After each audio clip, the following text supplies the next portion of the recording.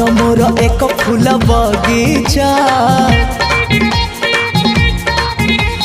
मन मोर एक फूल बगीचा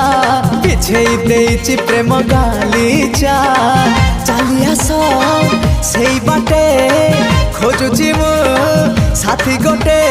सुंदरी सुनयना ना ना झुमता ना ना ना आस सुनयना झुमता ना ना ना आस सुनयना झुमता ना ना ना ना आस सुनयना झुमता ना ना ना आस सुनयना।